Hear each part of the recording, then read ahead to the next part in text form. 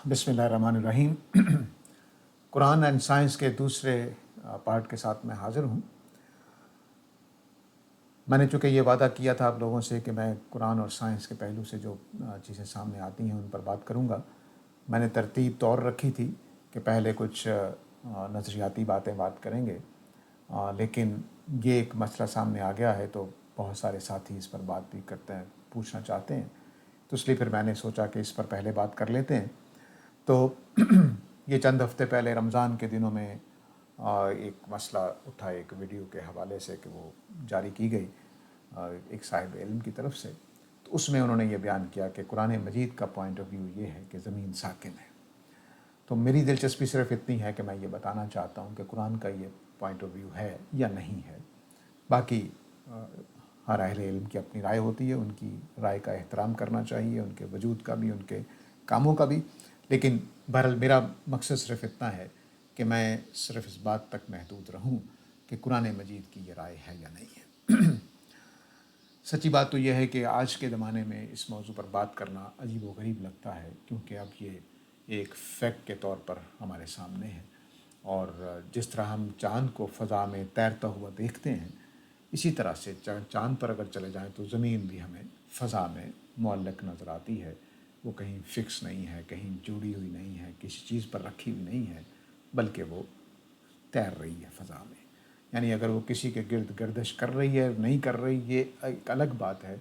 बहरहाल वो फ़ज़ा में कहीं मुअल्लक़ है, कहीं वो यानी स्पेस में कहीं रखी हुई है, किसी चीज़ पर नहीं रखी हुई है। तो कुरान मजीद सच्ची बात है कि इसमें बिल्कुल खामोश है। ना कुरान मजीद ने कहा ये चल रही है, ना कुरान मजीद ने कहा है कि ये रुकी हुई है।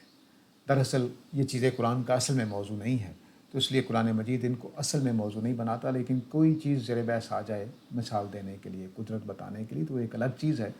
लेकिन कुरान मजीद ने ज़मीन के बारे में ना चलने का ज़िक्र किया है, ना रुकने का ज़िक्र किया है। लेकिन कुछ आयतें ऐसी हैं जिनसे ये इस्तदलाल किया जा रहा है कि कुरान मजीद के मुताबिक ज़मीन साकिन है। पहला हक़ यही बनता है कि उन्हीं आयत को देख लिया जाए कि वो आयतें क्या कहती हैं। पहली आयत है जो जिसको पेश किया जा रहा है वो ये है कि ये सूरह नमल की 27वीं सूरह की 61 नंबर आयत है। इसमें फरमाया अल्लाह ताला ने कि क्या वो ज़ात जिसने ज़मीन को करार बनाया है। करार का मतलब है टिकी हुई पुरसकून जगह। वजाल खिलालहा नहर, और इस ज़मीन के बीचों बीच अल्लाह ने नहरें भी जारी की हैं। वजाल लहा रवासिया, और इसमें पहाड़ भी रखे हैं। तो ये क्या ज़मीन, ये आयत ये कह रही है कि ज़मीन रुकी हुई है, पुरसकून है, करार है, टिकी हुई है। इसका क्या मतलब है? देखिए, ये आयत अपने जिस कॉन्टेक्स्ट में बात कर रही है, ये ज़मीन के ऊपर रहने के लिए बनाई गई जगह के बारे में बात हो रही है, ना कि सोलर सिस्टम में उसके वजूद की बात हो रही है। दो मौजू अलग होंगे। मिसाल के तौर पर मैं अपने घर के बारे में बात करूं, अपने बेटे को मैंने तुम्हें अच्छा रहने के लिए घर दिया है, ये उसके रहने के एतबार से बात हो रही है।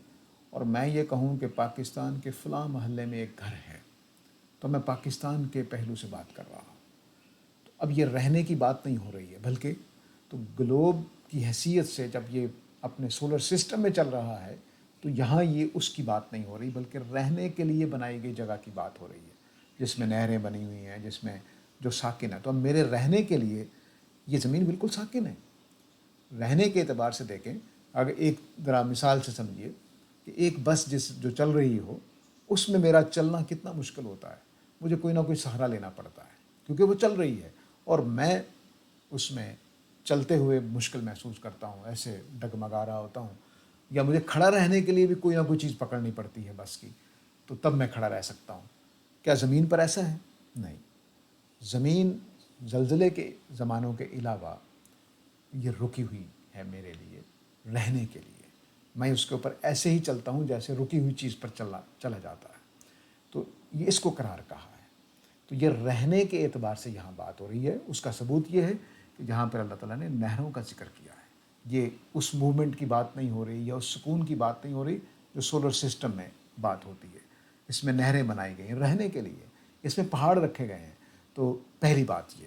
اب اس موضوع کی دوسری آیتیں بھی دیکھ لیجئے تاکہ مزید تسلی ہو جائے۔ الم نجعل الارض مہادا والجبال اوتادا، کیا ہم نے زمین کو بچھونا نہیں بنایا؟ اب اس سے کچھ لوگوں نے نتیجہ نکالا کہ زمین فلیٹ ہے۔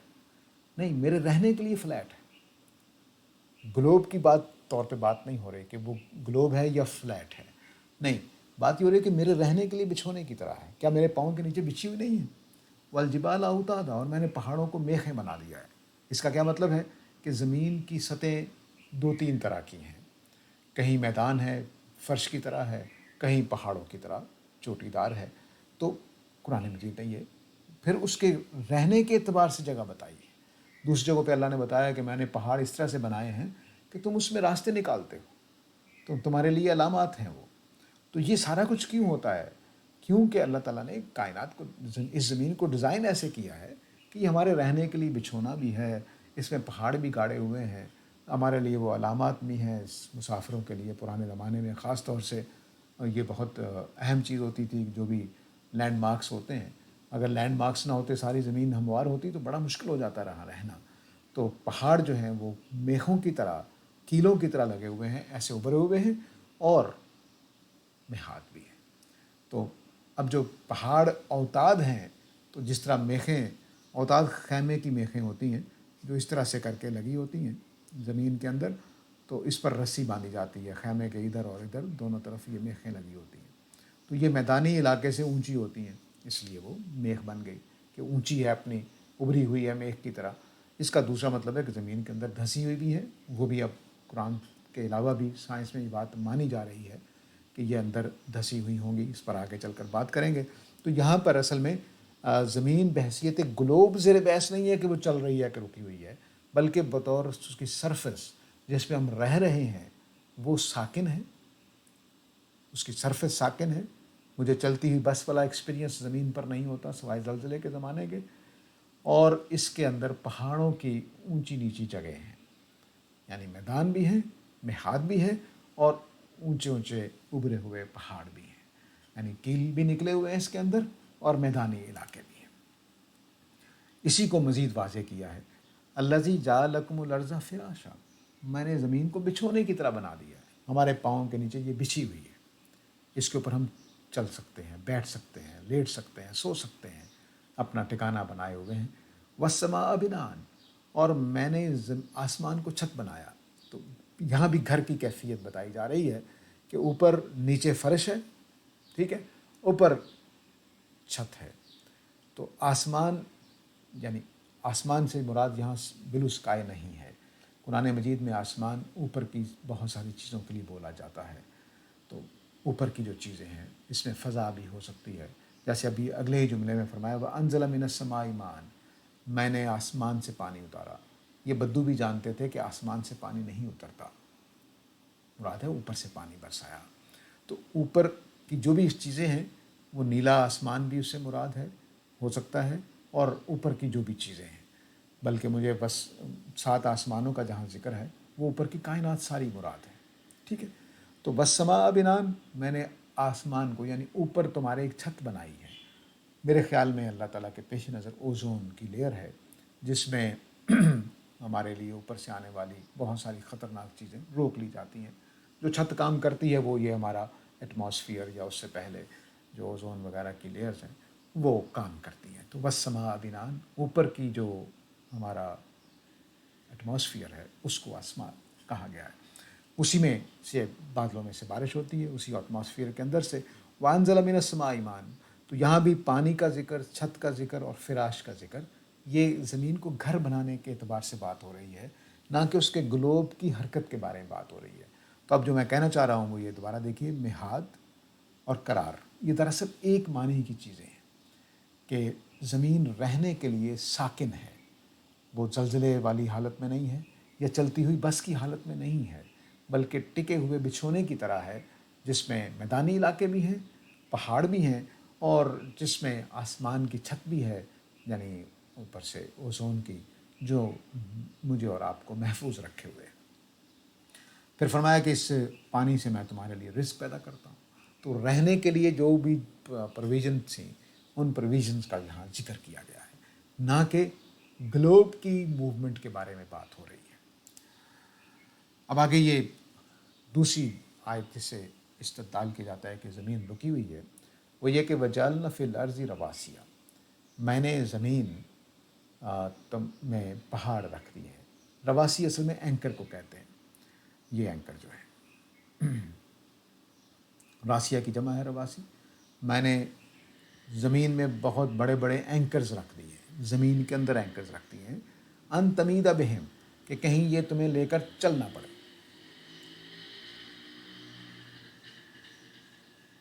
کہ کہیں یہ تمہیں لے کر لڑک نہ جائے۔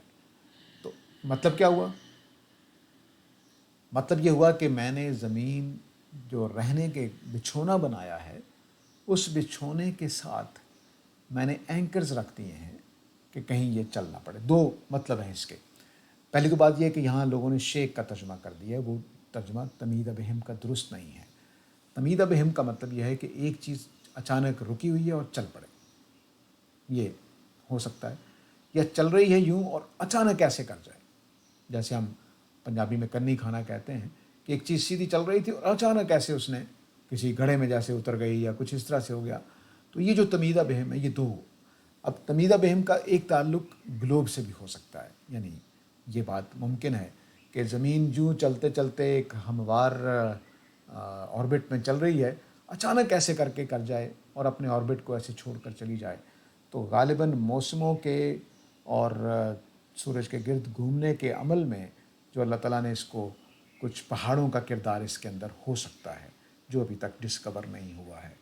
اور دوسری بات یہ ہو سکتی ہے کہ جو زمین کی سرفس ہے، کرسٹ ہے، اس کو کہیں ٹکانے کے لیے بھی پہاڑ اپنا کردار ادا کرتے ہوں۔ یہ دو امکان اس کے اندر ہیں کہ مثلا میں اس زمین پر جو ہماری پلیٹ ہے ایشیا کی، اس پر ہم اطمینان سے کھڑے ہیں، اچانک یہ پلیٹ ہل جائے تو یہ تمیدہ بہم ہوگا، تو ایک دم اس نے چل پڑی۔ یوں کہہ لیجئے کہ اگر یہ پہاڑ وغیرہ نہ ہوتے تو شاید یہ حرکتیں زیادہ ہوتی۔ بعض لوگوں نے اس کو آئسوسٹیسی سے جوڑا ہے، وہ پہاڑوں کو کنٹرول کرنے کی چیز اور دریاؤں کو کنٹرول کرنے کی عمل کو آئسوسٹیسی کہا جاتا ہے۔ یہ پہاڑ وہ کردار ادا نہیں کر رہے، بلکہ پہاڑ اور سمندر اور ساری چیزیں آئسوسٹیسی کا حصہ ہیں۔ تو اس لیے میں صرف پہاڑوں کے ساتھ اس بات کو نہیں جوڑنا چاہتا۔ میرے خیال میں پہاڑوں کا یہ کردار ابھی انڈسکورڈ ہے، جیسے 7 آسمان قرآن کے انڈسکورڈ ہیں، یا جیسے پرانے زمانے میں قرآن مجید نے یہ جب کہا سورہ الرحمن میں کہ یخرج منہم اللؤلؤ والمرجان، موتی اور گونگے جو ہیں، وہ مونگے جو ہیں وہ سمندر کے میٹھے اور نمکین دونوں پانیوں سے نکلتے ہیں۔ منہما قرآن نے الفاظ بولے ہیں، تو میٹھے اور نمکین دونوں پانیوں سے نکلتے ہیں۔ پرانے لوگ یہ مانتے تھے کہ مونگے اور موتی جو ہیں یہ کھاری پانی سے نکلتے ہیں، نمکین پانی سے نکلتے ہیں، میٹھے پانی سے نہیں نکلتے۔ تو اس لیے منہم اللؤلؤ میں منہما دونوں، بہت سارے مفسرین نے اس کو مجازی معنی میں لیا کہ چونکہ نکلتے تو نمکین پانی سے ہیں، قرآن نے آہنگ کی وجہ سے منہما کر دیا ہے، یا مجازی طور پر لیا ہے کہ چونکہ پانی ہی ہے نا، پانی وہاں ہو یہاں ہو تو وہ اس میں سے نکل آئے گا۔ تو وہ یہ ماننے کو تیار، کیونکہ ان کے علم کے مطابق صرف کھاری پانی سے نکلتے تھے۔ تو اس زمانے کا علم تھوڑا تھا، تو قرآن کی آیت کے معنی تبدیل کر دیے گئے، قرآن کی آیت کے معنی تبدیل کر دیے گئے کہ یہ مجازی ہے۔ اب ہمارے زمانے میں معلوم ہوا کہ میٹھے پانی سے بھی نکلتے ہیں، اگرچہ تھوڑے نکلتے ہیں لیکن نکلتے ہیں، اور کھانی پانی سے بھی نکلتے ہیں اور بہت زیادہ بہتات کے ساتھ نکلتے ہیں۔ تو اب ہمیں آیت اپنے اصل معنی میں لوٹانی پڑی۔ اب ہم یہ پورے فخر کے ساتھ کہتے ہیں کہ قرآن مجید کی بات درست ہے کہ مونگے اور موتی دونوں پانیوں سے نکلتے ہیں۔ تو اب یہ اس طرح سے قرآن نے جو فنومینا بیان کیے ہیں وہ ابھی ہو سکتا ہے ڈسکور نہ ہوئے ہوں۔ تو پہاڑوں کا یہ کردار کہ وہ زمین کو بحیثیت گلوب اس طرح سے موومنٹ میں خرابی نہ پیدا کر دیں، اس کو کنٹرول کرتے ہیں، یا پہاڑ زمین کے اوپر جو کرسٹ ہے اس کو زیادہ موومنٹ سے روکے ہوئے ہیں۔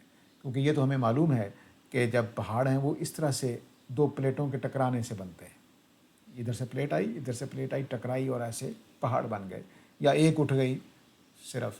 تو اب کیا ہوا کہ پلیٹوں ایک دوسرے کو یہ روک رہے ہیں۔ تو یہ کردار بھی اس کا مراد ہو سکتا ہے.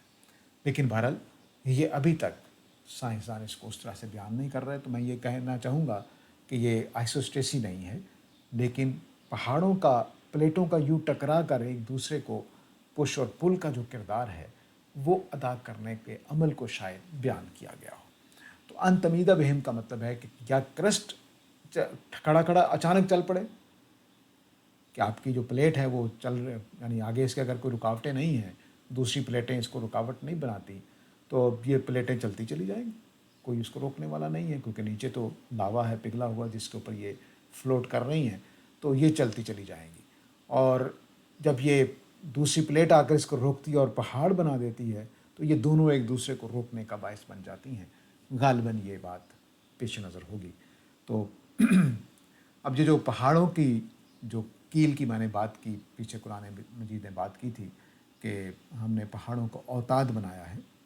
تو ایک تو یہ اس کا مطلب یہ تھا کہ زمین جو ہے وہ صرف میدان نہیں ہے کہ سیدھی ایسے چلی جا رہی، بلکہ اس میں پہاڑیاں اور اس طرح کی چیزیں، سمندر، ندی نالے، تو ہموار فرش بھی ہے لیکن اونچا نیچا بھی ہے. تو زمین کی سطح اونچی نیچی ہے، کہیں پانی ہے تو نیچے ہو گئی ہے، گڑھے ہیں تو نیچے ہو گئی ہے، کہیں پہاڑ ہیں تو اونچی ہو گئی ہے.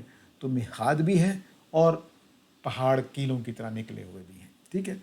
تو یہاں جو اوتاد کا ذکر تھا وہ نئی تحقیقات کے مطابق، یہ ضروری نہیں ہے کہ بالکل ثابت ہو، لیکن بہرحال بہت سارے محققین نے اس پر بات کی ہے کہ پہاڑوں کے نیچے 10 سے 15 گنا، یعنی اگر یہ سطح ہے زمین کی، تو پہاڑ جتنے اونچے ہیں ان سے کوئی 10-15 گنا نیچے زمین کے اندر کیل کی طرح، جیسے کیل کا اوپر تھوڑا سا حصہ اوپر ہوتا ہے، باقی اندر گھسا ہوا ہوتا ہے.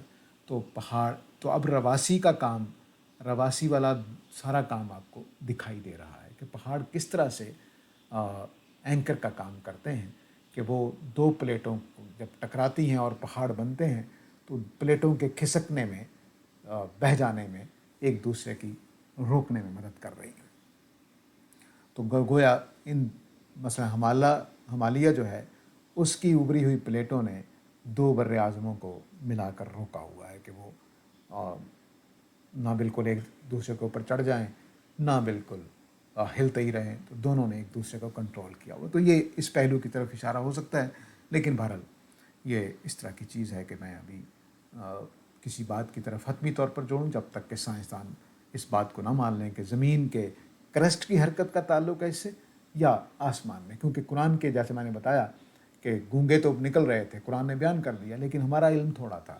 اسی طرح یہاں پر یہ اینکر کا کام جو پہاڑ کر رہے ہیں، یہ ابھی ہمارا علم اتنا نہیں ہے کہ ہم اس آیت کا صحیح مطلب، صحیح مصداق، صحیح مینیفیسٹیشن کی طرف اشارہ کر سکیں. تو ہم نے اس کے اندر فجاج بنائے، درے بنائے ہیں پہاڑوں کے اندر. تو یہ آیتیں بھی زمین کو رہنے کے قابل بنانے کی بات ہو رہی ہے دراصل. اس لیے میرا ذہن ادھر جاتا ہے کہ یہ کرسٹ کی بات ہے، زمین کی پلیٹوں کی بات ہو رہی ہے، نہ کہ گلوب کے موومنٹ جو آربٹ کے اوپر چل رہی ہے یا اپنے ایکسل کے اوپر گھوم رہی ہے، اس کی بات نہیں ہو رہی ہے. اگرچہ یہ بات بالکل ٹھیک ہے کہ ایکسل پہ گھومتے ہوئے اور آربٹ پہ گھومتے ہوئے ان ساری چیزوں کا کنٹرول کیسے ہو رہا ہے، وہ خود ایک بڑا معجزہ ہے. وَجَعَلْنَا فِيهَا فِجَاجًا، تو ہم نے درے بنائے ہیں پہاڑوں کے اندر، سُبُلًا، جو راستے ہیں تمہارے لیے، لَعَلَّهُمْ يَهْتَدُونَ، تاکہ تم رہنمائی پاؤ کہ یہ نشان ہے، ادھر سے ادھر جانا ہے، ادھر سے ادھر جانا ہے. وَجَعَلْنَا السَّمَاءَ سَقْفًا مَحْفُوظًا، اور ہم نے آسمان کو، یہ بھی آسمان سے مراد بلو اسکائی نہیں ہے بلکہ اوپر کی جو بھی چیزیں چھت کا کام کرتی ہیں ان کی طرف ہے. تو ہم نے ایک محفوظ چھت بنایا ہے، تمہیں بچا کے رکھے ہوئے ہیں. تو وَهُوَ الَّذِي خَلَقَ اللَّيْلَ وَالنَّهَارَ وَالشَّمْسَ وَالْقَمَرَ كُلٌّ فِي فَلَكٍ يَسْبَحُونَ. تو وہی وہ ذات ہے کہ جس نے دن اور رات بنائے اور سورج اور چاند بنائے، یہ سارے کے سارے اپنے اپنے مدار میں تیر رہے ہیں. تو سورج بھی کسی اپنے چکر میں ہے، زمین بھی اپنے کسی چکر میں ہے، چاند بھی اپنے چکر میں ہے. تو قرآن مجید کے مطابق سارے ہی فضا میں تیر رہے ہیں. اور اس میں کوئی شبہ نہیں کہ ہم جیسے چاند کو دیکھتے ہیں، سورج کو دیکھتے ہیں کہ فضا میں ہے، ایسا ہی زمین بھی فضا میں ہے. تو یہ وہ قرآن کے وہ بیانات ہیں جس میں واضح طور پر معلوم ہو رہا ہے کہ زمین کے رہنے کے اعتبار سے وہ ساکن ہے، اپنے گلوب کے اعتبار سے وہ چل رہی ہو سکتی ہے، یعنی کوئی بس ایسی موومنٹ کر سکتی ہے بالکل ہموار کہ ہمارے لیے کوئی مسئلہ پیدا نہ کرے، تو ہم کہیں گے کہ دیکھو میں نے بیٹھنے کے لیے کتنی قرار والی جگہ بنا دی ہے بس، ٹھیک ہے۔ وَتَرَى الشَّمْسَ إِذَا طَلَعَتْ تَزَاوَرُ عَنْ كَهْفِهِمْ، یہ جو آیت ہے سورہ کہف کی، یہ ہمارے ہاں ایک صاحب علم نے پیش کی ہے۔ ان کا کہنا یہ ہے کہ اللہ تعالیٰ یہ کہہ رہے ہیں کہ تم نہیں دیکھتے کہ اصحاب کہف کو جس غار میں رکھا گیا تھا اس میں سورج کے گزرنے کا غار کے اوپر سے ذکر کیا گیا ہے کہ سورج دائیں طرف سے جب آتا اس کے اوپر سے گزرتا تو دائیں جانب سے وہ گریز کرتا ہوا گزر جاتا، اور جب وہ ڈوبتا تو بائیں جانب سے گزرتا ہوا گریز کر جاتا۔ تو اب جو یہ آیتیں بتا رہی ہیں کہ سورج گزرتا ہے، تو میں نے شروع میں بتایا تھا کہ زبان ایک الگ چیز ہے، اور یعنی دوبارہ بتا دوں کہ زبان میں بعض اوقات ہم ایسی باتیں کرتے ہیں کہ جو حقیقت کے خلاف ہوتی ہیں، لیکن زبان میں بالکل حقیقت ہوتی ہے۔ مثلا سورج کا چڑھنا، مثلا دل چاہنا، تو ہمیں یہ معلوم ہے کہ دل چاہنے کا بات سائنس کے مطابق نہیں ہے، لیکن ہم یہی کہیں گے، اور ہم یہ کہتے ہیں کہ محبوب عاشق کا دل چرا کر لے گیا، تو دل تو نہیں چرایا جاتا، وہ تو اندر پڑا ہوتا ہے۔ تو زبان میں یہ چیزیں ہوتی ہیں، ایسے ہی سورج چڑھتا ہے، سورج ڈوبتا ہے، زبان کے اندر یہ حقیقتیں ہیں، لیکن اصل میں یہ کوئی حقیقت نہیں ہوتی۔ تو یہاں جو اللہ تعالیٰ بیان کر رہے ہیں وہ زبان کے اعتبار سے بیان کر رہے ہیں کہ سورج جب غار کے طرف جاتا تو مغرب کے وقت وہ بائیں جانب ہوتا اور گریز کرتا ہوا گزر جاتا، اور مشرق کے وقت سورج چڑھتے وقت وہ دائیں جانب سے گریز کرتے ہوئے گزر جاتا۔ اب جب یہ بات قرآن کہہ رہا ہے تو اب ہمارے اس اہل علم نے کہا ہے کہ اللہ تعالیٰ یہ کہہ دیتے ہیں کہ میں زمین کو سورج سے اس طرح سے گزارتا ہوں کہ وہ ذرا غار اس طرح سے سورج کے پاس سے گزرے کہ زمین کو میں اس طرح سے ٹلٹ کر دیتا تھا۔ یہ مطلب نہیں ہے اللہ تعالیٰ کا کہ میں زمین کو کچھ یا سورج کو ٹلٹ کر رہا ہوں یا اس کو اس کے مدار سے ہٹا دیتا تھا، نہیں، غار اس جگہ بنی ہوئی تھی کہ مثلاً سورج ادھر سے چڑھا، ٹھیک ہے، تو یہاں سے گزرتا ہوا ادھر ڈوب گیا، تو اس کے دائیں جانب سے گریز کرتا ہوا اس نے سیدھی اندر دھوپ نہیں ڈالی، یعنی یہ اگر غار ہے تو غار کے اندر سیدھی دھوپ نہیں ڈالی، تو جب چڑھا سورج ادھر سے تو ادھر سے گریز کرتا ہوا دائیں جانب سے گزر گیا، اور جب ڈوبا تو اس کے بائیں جانب گریز کرتا ہوا گزر گیا، سیدھی یہاں بھی دھوپ نہیں ڈالی اور یہاں بھی دھوپ نہیں ڈالی۔ تو اس طرح سے قرآن مجید نے سورج کے اس راستے کو بتایا کہ غار کچھ اس طرح سے تھی جس میں وہ چھپے ہوئے تھے کہ سورج دائیں جانب سے گریز کرتا ہوا بائیں جانب گریز کرتا ہوا ڈوب جاتا تھا، تاکہ ان کے اوپر براہ راست دھوپ نہ پڑے۔ براہ راست دھوپ پڑنے سے جو چیزیں ہو سکتی تھیں ان سے بچانے کے لیے، تو اس طرح سے اللہ تعالیٰ نے یہ بات بتائی کہ یہاں بھی اصل میں زمین کے چلنے یا سورج کے چلنے کا زیر بحث نہیں ہے، بلکہ سورج اس غار کے اوپر سے غروب گزرتا ہوا چڑھتا کیسے تھا اور غروب کیسے ہوتا تھا اس کا بیان ہے۔ تو یہ اسی طرح سے بیان ہوگا، یہ بھی زمین کے چلنے یا سورج کے چلنے کی بحث نہیں ہے، بلکہ غار کے لحاظ سے سورج کے اور غار کے باہمی جو مسئلہ تھا اس کے پہلو سے بات ہو رہی ہے۔ تو میری بات مختصر یہ ہے کہ قرآن نے نہ زمین کے ساکن ہونے کا ذکر کیا ہے، نہ چلنے کا ذکر کیا ہے۔ جو زمین کے ساکن ہونے کی باتیں ہوئی ہیں تو وہ اس کے رہنے کے لیے جو ہمارا سکون ہے کہ ہم چلتی ہوئی بس کی طرح اس میں محسوس نہیں کرتے کہ کہیں پکڑ کے کھڑا ہونا پڑے یا پکڑ کے چلنا پڑے یا ڈگمگاتے ہوئے چلنا پڑے، ایسا نہیں ہے۔ تو چلتی ہوئی بس کی طرح نہیں ہے، رکی ہوئی ہے زمین رہنے کے لیے، یہ گھر ہے، اس کے اوپر چھت ہے، اس کے اوپر اللہ نے بارش برسانے کا اور رہنے سہنے کا انتظام کیا ہے۔ تو جتنی آیتیں ہیں قرار والی، میعاد والی، فراش والی، وہ زمین کی گلوب کی حیثیت سے بات نہیں کر رہی ہیں، بلکہ رہنے کے اعتبار سے فرش، رہنے کے اعتبار سے جو چیزیں ہم وہ چاہیے ہوتی۔